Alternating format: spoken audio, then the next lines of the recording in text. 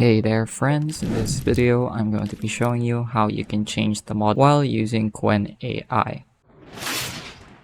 So simply open the new chat screen, the one I'm on right now. If you don't have this, simply click on new chat. And usually if you've used any other AI tools before, you can change the model in your prompt box. But it's a little different here. It's a little different in Qwen's interface. You can find your model at the top left hand side of your screen. So if you click on this, you're going to see the different models you can use. Notably, it should be set to the most recent and latest model, which is Qwen 3.6 Plus, but I would also like to note you can also use something like Qwen 3.5 Omni Plus, which is supposed to be a more powerful model. But for general purposes, unless you've done your own deep research into the topic, I'm sure the most latest model will be preferable for most of your tasks. Let's go ahead and give it a try. So let's compare Qwen 3.6 and Qwen 3.5 Omni Plus. So for example, let's give it a prompt. What are Plato's most well-known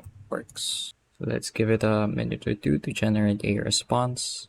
I'm gonna go ahead and copy this ahead of time.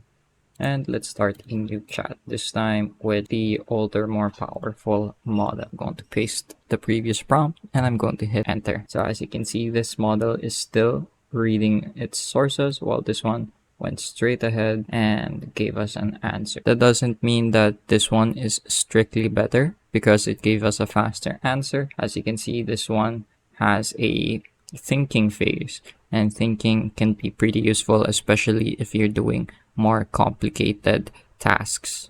So here we go. You can see it also adds a lot. It also natively integrates the references with its answer, which you can't say the same about when using the older but supposedly more powerful model. So that's it for this video. I hope I was able to teach you something new and something useful. And as always, thank you for watching.